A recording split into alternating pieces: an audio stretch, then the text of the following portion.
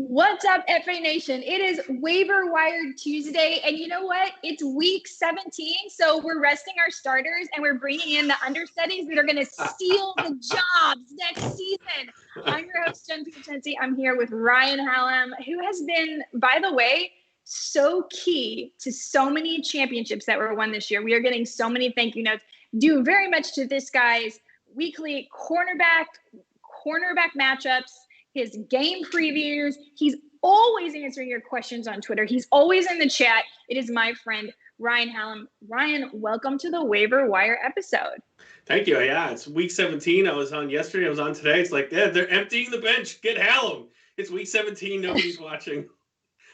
It is. I've gotten a few notes. I haven't gotten clearly as many as you have laid out, but it is nice to see some people winning some championships and being a small part of it, and that's what we're here, and that's why we do it. And it's been a fun couple of days.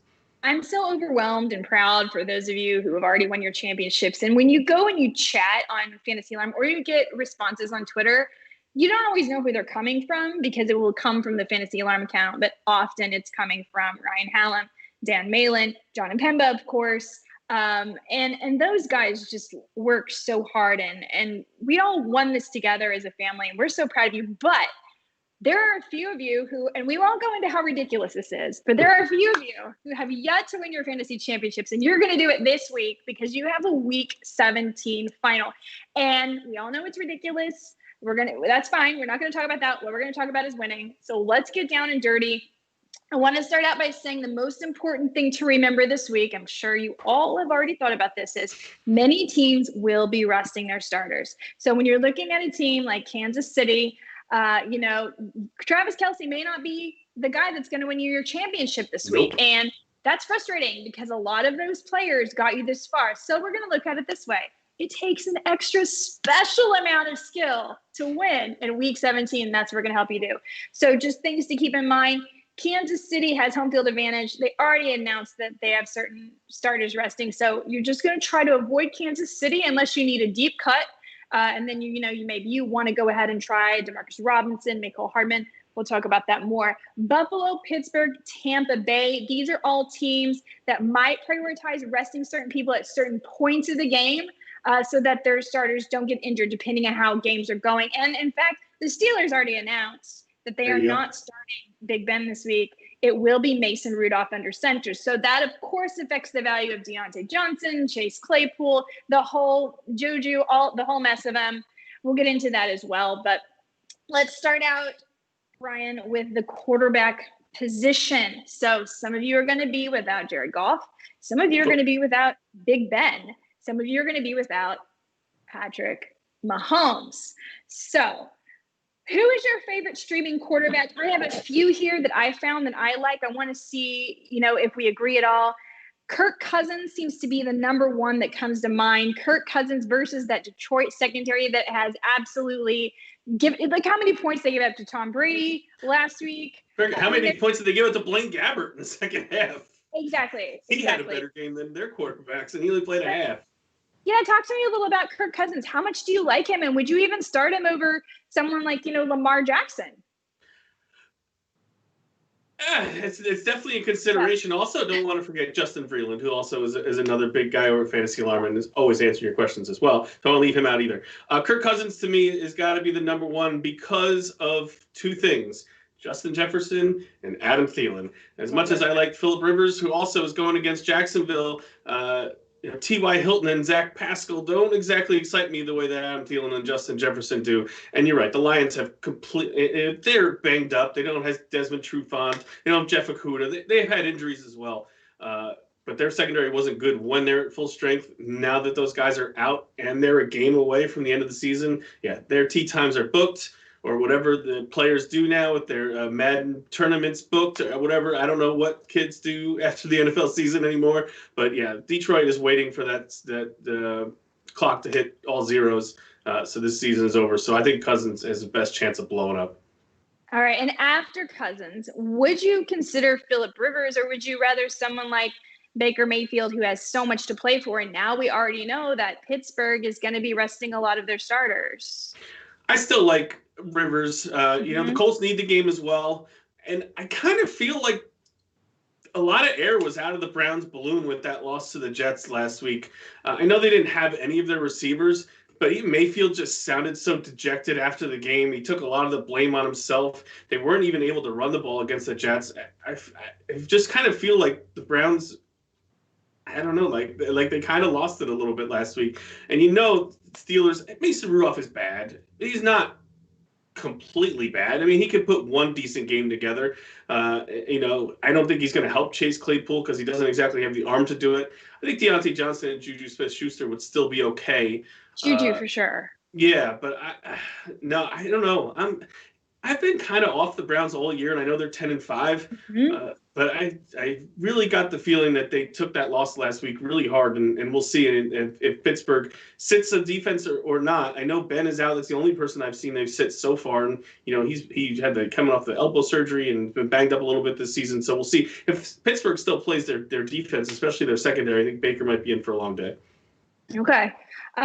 What about Mitch Trubisky? We've seen Mitch Trubisky sort of be a revelation. All of a sudden, the Chicago Bears look like a good team. David Montgomery's been one of the most impressive running backs during the last stretch of 4 or 5 games here. Trubisky versus Green Bay. I mean, both of them do have something to play for, but the Bears have more to play for. And it seems that you can put up unless you're at Lambeau in the snow, right. It can be a high-scoring game versus the Green Bay secondary. Yeah, Jair Alexander obviously is the man. But if you go back to the first time they played, Allen Robinson had 2 touchdowns against him and almost 100 yards. So you can score on them. Mitch Trubisky. I mean, what's more 2020 than Mitch Trubisky leading you to a championship? I mean, yep. Mitch Trubisky has been on a roll. They're at home. They need the game, like you said. Packers, they win and they clinch the home field. So, of course, they do want to win, but they don't have to. So we'll see what happens. I think Trubisky can have a pretty decent game. Even if Green Bay goes out and goes up 2 touchdowns early, maybe they let the foot off the pedal and then Trubisky ends up having a good game in garbage time. So, yeah, I actually like him over Mayfield as well. I think I have Trubisky as third as a streaming option. All right, now I got to ask you, 2 teams with a lot to play for, both quarterbacks could be on the wire. Dallas Cowboys and New York Giants. Now, obviously, this is contingent upon Philadelphia winning their game, but both of these could end up winning. It's disgusting. It's disgusting. They play first, so I think the Phillies the night game. So Cowboys have to win. But listen, I'm pretty sure that Andy Dalton was the top scoring quarterback last Sunday, which again, how 2020 is that? Any interest in him versus the Giants? Absolutely. He's looked really good, and the offense has found its way. I mean, let's look. Even Zeke Elliott woke up last week when kind of sat out the week before and was kind of iffy all week, and comes out and has 100 yards. So it looks like Dallas all of a sudden has woken up. I have a bad feeling, and I'm sorry to say this, and I wrote this in the game preview, so you have to check it out. As I apologize to you and Ronis and Bowden and everybody else that's a Cowboys fan on this site. But in recent years, they've found a way to cough away a game that they really need to win. So yeah. I have a bad feeling that the Giants might end up winning the game, but Dalton has been really good. Michael Gallup has had a complete resurgence. CeeDee Lamb looks really exciting. So even if James Bradbury kind of locks down Amari Cooper, they've got a couple other weapons. Tony Pollard has shown that he can be exciting too. I think that's what's interesting about it, and what makes me as a Cowboys fan excited for next year when Dak is back. Yeah, you can lock down Amari Cooper, but do you really still want to face Michael Gallup and CeeDee Lamb? Not really. And then Zeke, even if you locked in Zeke, you can see, well, all right, we'll bury it with Tony Pollard. Like, it is a really exciting team. It's too bad that they've stunk so much. My understanding is all it takes is smashing some watermelons. It's an automatic win. So I think I'm just going to send a produce box over to Mike McCarthy, and then I think I can guarantee the Cowboys win this week. So I'll get my produce order in. All right, let's talk about the running back position. Kansas City, when they say they're going to rest some of their starters, who really is that at running back? And can we expect maybe we're going to see some Darrell Williams and Le'Veon Bell still? Because, we don't need to use Patrick Mahomes. It seems like maybe Darrell Williams might be someone that's still in play, that he may not be considered that starter. Here's my question, and this is where I kind of struggled with this as well. because I was all in on Le'Veon Bell last week. I was like, all right, Clyde Edwards-Helaire is out. Bell had this couple touchdowns a couple weeks ago. It's going to be all Bell. And then it wasn't. And then he had like 7 carries to Williams' 10. So, yeah, who is the next guy up? I kind of feel like it's Williams. I kind of feel like we might see Bell. We'll probably see more Darwin Thompson than anybody. But I have a feeling that Williams might be the guy that if he's rested, if this top running back is rested, that might be him. So I'm kind of on a Bell, Darwin Thompson kind of feeling this week. But like you said earlier, this is a tough game altogether. Chad Henne's going to be at quarterback. They have absolutely zero motivation to play. I don't see the Chiefs scoring a lot of points, even against the Chargers. It's probably in a situation I would just avoid for the last week. But I think Darwin Thompson might be the guy. There's definitely more for the Chargers to play for because Justin Herbert is smashing rookie records, and it would just be fun to help him do that, So there's more to play with on that level. Plus, Anthony Lynn wants to keep his job, and all that kind of stuff. All right, so I'm just gonna go over. By the way, guys, there's an excellent article in Fantasy Alarm comes out every Tuesday morning by our friend Dan Malin. He gives you all the waiver wire claims that he would like to make. I brought up a few that are my own. But he's got a great list here too. One I didn't mention because I'm still hurt, like in the soul, is Derek Carr. Because let me just talk briefly about Derek Carr. Just going to be therapeutic for me. Just give me a minute.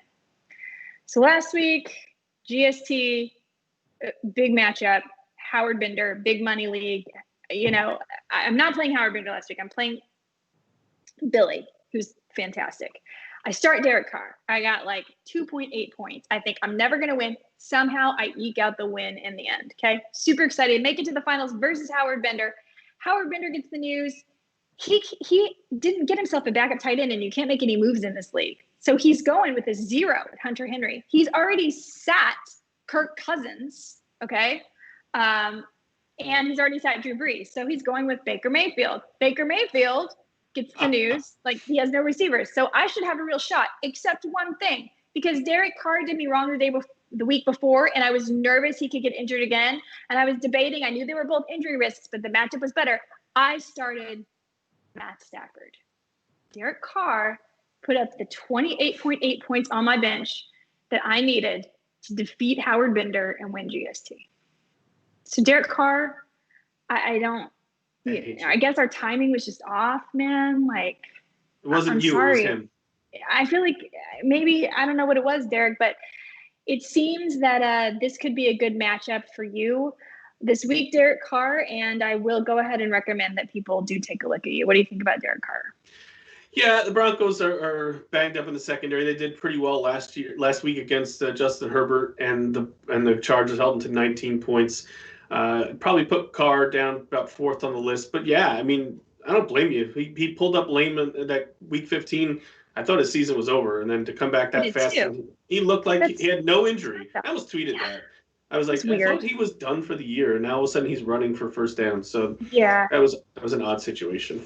Did me wrong. All right, let's talk some more about that Green Bay game. The one that just happened and the one that's about to happen. How seriously are we going to take A.J. Dillon? Now, there was no Jamal Williams last week, and Aaron Jones even came in and out of the game. Green Bay has a little to play for, but, not a lot. So do we trust A.J. Dillon? Do you think A.J. Dillon's going to be the guy this week? I'm hoping we get some sort of report from coaches as far as how they're going to play, their guys. I would be shocked if you saw Jamal Williams this week. He's missed a couple games already. There's no sense of bringing him back for this week when you have the playoffs coming. So I think it'll be Jones and Dillon. So that's where, their motivation comes into play. If they get a little bit of a lead or maybe Jones plays a half, do we see Dillon the whole second half, which I think is a distinct possibility, especially considering how successful he was last week. So it's not like they're taking out Patrick Mahomes and putting in Chad Henne. They're taking out a pretty good back for what they think is another pretty good back. And why not get this kid some meaningful experience kind of at the end of the year when he didn't do a lot? He kind of whiffed on that Lambeau leap last week. He needed a little push in the butt from his offensive lineman, but he bowled through them pretty well. He looked really good, a little bit of explosiveness and a lot of power running. So I think that you're going to see a decent amount of him this week. And he's at least, if he's on your waiver wire, which he probably is, I think he's absolutely worth the grab. And even if you don't end up playing him to block whoever your opponent is or to at least, get him in for that decision on Saturday night or Sunday morning when you're making that final call. I like it. I like it a lot. Probably the number one guy, if he's available, that you should pick up this week, in my mind, is Malcolm Brown. We saw Darrell Henderson leave again with a high ankle sprain. Jared Goff is having thumb surgery. It seems to me they are going to have to look to their running backs a little bit. The only question is it possible that Cam Akers returns on Sunday? How do you feel about Malcolm Brown? Here's my problem with Malcolm Brown. Why would the Arizona defense do anything but try to stop him with John Wolford at quarterback? I feel like Brown is going to see 8 and 9 men in the box. I said this yesterday when I was with Grande. I feel like Budda Baker and Patrick Peterson can sit back and cover all the Rams receivers by himself, and everyone else can just go and try to stop the run or go after John Wolford. The guy has never played a snap in the NFL. I have a feeling he's going to get a lot of pressure in his face. I don't know that they're going to be able to move the ball all that much, that Brown is going to have that much success. If Kyler Murray is also out, which is a distinct possibility, we could be seeing 2 backup quarterbacks in this game. That might lead to more running, possibly more success, but I don't know that I see the Rams scoring a lot of points in this one.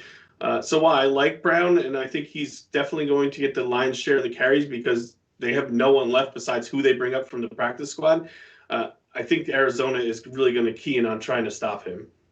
Now, what do you think about James Robinson? Do you think, this is the last game of the season for Jacksonville? They literally have everything to lose for. Do you think they're going to rest James Robinson? By the way, looking at James Robinson's stats, he's like the number 4 running back overall in fantasy points and like the number 6 on fantasy points per game. It's just absolutely, that's because Christian McCaffrey in the few games he played, et cetera. But he's just been a revelation. And by the way, everyone's talking about Justin Jefferson. Don't get me wrong, I love Justin Jefferson, but why is no one talking about James Robinson? And he was snubbed from the Pro Bowl. Okay, I'm off my soapbox now.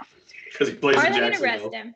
That's why. I know, I get it, but like, they I'm with you. be as competitive as they are without James Robinson. I mean, they make games interesting at least. It's not like they are I don't know. Anyway. I'm with you. Right? He should. I don't know if he will be, but he should be. It's not like the Vikings are so good either. So, Dare Ogunbowale, is he someone we should look at? I think if Robinson is healthy enough to play, he will play. I know they can win and they still have the number 1 pick. I mean, the Jets have been dumb enough to win 2 games now. So even if Jacksonville wins, which they're not going to, right, they would still get the number 1 pick. Right. And I feel like Robinson, to finish out his rookie year, would love to finish it on the field in the last week. Even he can chase some records too. Meaningless game. So I think if he's healthy, that he will be out there. So I'm not sure Dare's a guy that looked pretty good. Colts are a pretty good run defense. The D has kind of faded a little bit down the stretch. But again, the game script is never really in the favor of running for Jacksonville, which is even a bigger, bravo to James Robinson. He's been in games where they've been behind the whole year. He's still racking up 100-yard games left and right. I like him better than Malcolm Brown, but I don't know. I kind of feel like Robinson is going to be out there, even if he doesn't play the whole game. I really don't think he wants to finish the season missing the last 3 hurt. Would you feel comfortable starting James Robinson? If he's out there, yeah. Like I said, I think they will. They won't play him if he's not healthy. I don't feel. I think that would be silly. It's the one bright spot they have until April when they draft Trevor Lawrence. So I think they will be, careful with him. I don't think they'll throw him out there if he's going to re-injure himself. So I think if he's active, then I feel comfortable starting him. Okay. And then one more running back that I think people may take a flyer on that maybe they shouldn't. If you look at the numbers, Samaje Perine put up just ridiculous numbers last week, but he did that versus like the 3rd worst run defense in the league, or maybe it's the 2nd worst now. I can't remember how bad Houston is, but it's really bad. And he even shared some of that with Giovanni Bernard. That's how bad it is. But this week he's facing the Ravens. And the Ravens still have something to play for. I don't really think that they're just going to let Samaje Perine run all over them. So a word of caution there. What's your thought about Perine? Any interest? I know. I agree. I think he just had a couple good runs early, and they just continued to feed him. And like you said, he still did split. And I just don't see the Bengals putting up 37 points again. Like, that was the most ridiculous game in history. They should go back. And even the Steelers game was ridiculous. They're not this good at all. Brendan Allen sucks. I don't care what he did last week. Baltimore is not going to allow this to happen like Houston just did. It was an embarrassment for the Texans to lose that game. And I just don't see the offense being anywhere near that good. I think Baltimore is going to absolutely smash them into, submission by halftime. And I think Bernard will get the majority of the carries unless Pirine happens to break off a couple of early ones again. But I think it's going to be a wake-up call for the Bengals on Sunday. Yeah. All right. I like it. Let's look at some wide receivers. First guy I've got to talk about, of course, is my boy, Michael Gallup, because he's probably the only Cowboys wide receiver available on the waiver wire. And as we talked about, they have a lot to play for this week. We've seen, I was high on Michael Gallup coming into this year. Me too. Then the Dak thing happened. All this thing happened. It didn't work out. Felt really silly. But the last 4 weeks, I've started to feel a little bit better about my shares of Michael Gallup, most of which were sitting on my bench. But 2 touchdowns last week. He does seem to be Andy Dalton's favorite red zone target and big play threat. I think, the Giants have James Bradbury, who's been absolutely phenomenal this year, but he can't guard all 3 receivers. How do you feel about Michael Gallup? I like it. I fought it. He's every 3 or 4 weeks he'd pop up and have a pretty decent game, and you're like, oh, Gallup, and then right back in the toilet again. Right. And then 3 weeks later, oh, there's 85 yards. And then all of a sudden, it was one after another. And then last week, it's he's been building towards this kind of a little bit all season long. And if you remember, like you said, him and Andy Dalton have been good. If you remember right off the bat, and it was against the Giants when Dak Prescott got hurt, that's who Dalton looked to and had those 2 big long passes right as soon as he came in for Prescott. So he's had kind of taps right inside the line, and he looked fierce that game. So it would be kind of full circle to start with a couple of big plays to Gallup and to end with a couple of big plays to Gallup. So I like Lamb a little bit more, but I like them both a lot this week to have pretty decent games. And you're probably not going to find Lamb on your waiver wire. No, absolutely not. Absolutely not. So Michael Gallup's probably your only play here. As far as who's still on the waiver wire, Zach Pascal. Is this someone, Colts, again, have a lot to play for. They can get eliminated easily this weekend by a few series of events. So they really need to win this week. Everything to play for. We thought, T.Y. Hilton was going to be the guy. Then we thought Michael Pittman was going to be the guy. But it seems like Zach Pascal all of a sudden. I know it can go anyway. It can be Trey Burton. It can be Jack Doyle. It can be anybody. But is it worth taking a shot on Zach Pascal? I feel like this is kind of leading us towards I kind of feel like we're a kid running towards a balloon, trying to catch it before it goes in the air, and there's a brick wall in front of us that we're about to run into, but because we're not looking at it, because we're looking up at the balloon for trusting Pascal. But at the same time, the matchup is just so good.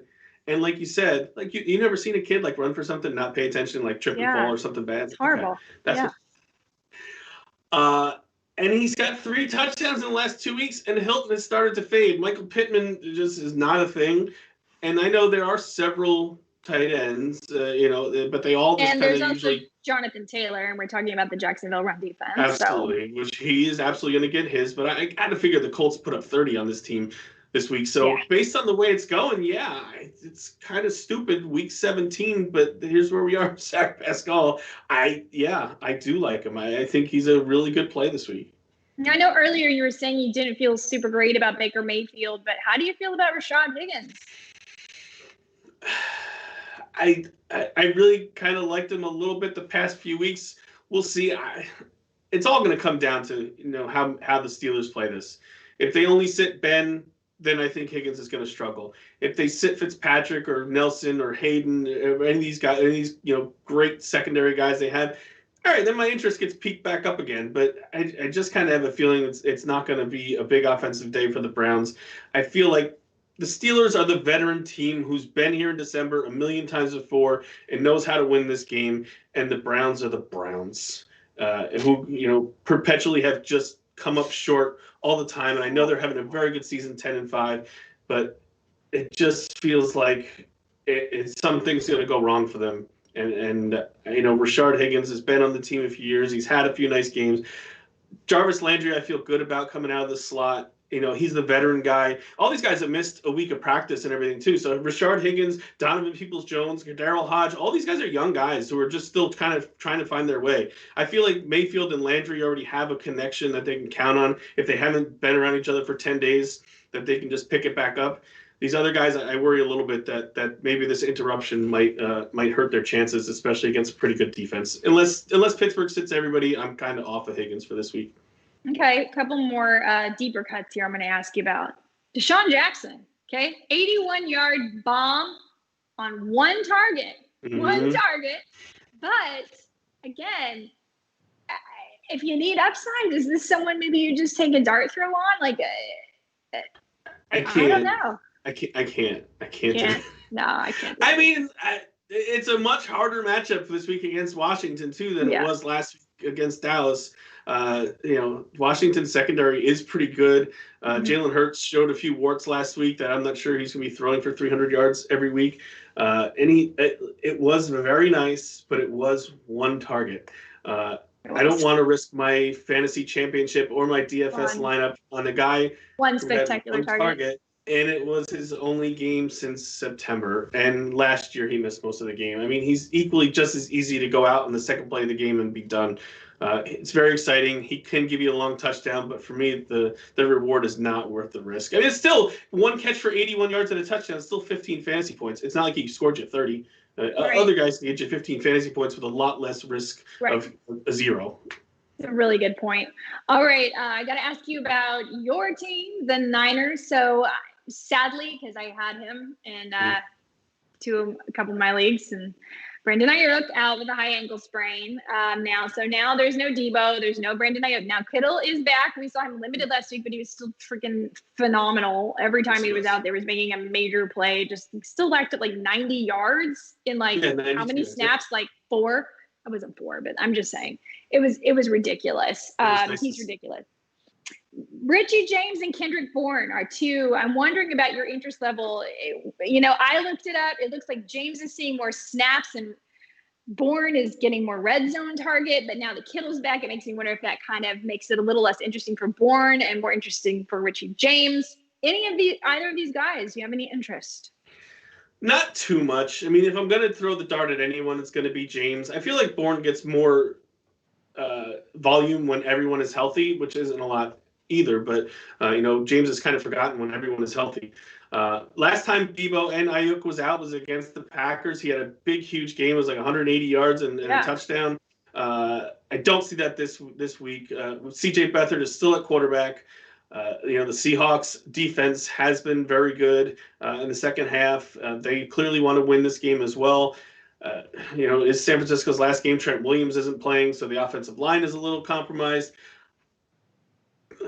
Bourne to me it's too short of passes. I don't see a lot of upside there. You can get a couple of red zone targets, but like you said, Kittle's there. They run the ball a lot. Jeff Wilson has looked fantastic. He catches some out of the backfield as well. So I feel like if someone's going to have something happen, it's going to be James, which would be kind of a big play, which isn't really Beathard's forte to begin with. But if I'm going to take the shot on one of them, it's gonna be James, who's got the bigger play capability, can take a 15-yard pass and take it the rest of the way. Where Bourne is kind of more of a possession guy. All right. Well, let's just briefly touch on tight ends because our time is already flown by. Guys that could still be on the wire. Jimmy Graham saw him have 2 touchdowns last week. I know everybody loves Cole Kmet. I get it. But Jimmy Graham gets to red zone targets, period. I like Jimmy Graham. Irv Smith, we saw him 2 touchdowns as well. He seems to be a good safety valve for Kirk Cousins. Dalton Schultz, again, on a team playing. Maybe even Chris Herndon. Any of those guys interest you? Irv Smith would be the one if I'm going to take the shot. Like you said, he doesn't have a ton of good games, but when he does, it's usually a touchdown or 2 several times, and that really good matchup makes me the most interested. The rest, Graham, it's really just a shot in the dark. It's a flip of the coin. Is he going to catch a touchdown, or he's going to give you next to nothing? So he's risky. Yeah, he had the touchdowns last week. Is he going to do it again this week? Schultz to me hasn't really done much. He was much more interesting when Dak Prescott was out there, and Chris Herndon. I can't. I know he had a touchdown last week, but yeah, it's brutal out there for tight ends on the waiver wire. It's such a gamble. Like, you're basically playing for a touchdown with anybody that's left. But you guys, that's going to wrap up our week 17. Oh, well, maybe we should touch on defenses. Any interest in Dallas defense? Yeah, Daniel Jones is not. It's another thing I talked with Grande yesterday. Very prone to turnovers. Yeah, he hasn't really in the last month, but he's really prone to turnovers. But they're also prone to not scoring many points, right? Which is just as important. And I know the Cowboys got Trayvon Diggs back recently. He's been very good. So their secondary has been better. It's not the exact dumpster fire it was earlier in the season. So yeah, I mean, if you're looking for a shot in the dark, really cheap DFS defense or a streamer for your championship, I think you could do way worse than Dallas. All right. We'll leave on that positive note. So that was your waiver wire episode for today. Guys, we're still in the chat every day. If you have any questions about your week 17 lineups, then you're going to see a lot more DFS material coming from us. You're going to see a lot more about player props, ways to bet the games, things like that, just to keep us involved. And I know that a lot of you are going to start having playoff leagues, which are really fun, and we totally recommend those. If you know of a playoff league, you should try one. They're lots of fun. So we'll be around for content. We're not going anywhere in the meantime. Go make those waiver wire claims and bring home some championships. We'll catch you next time.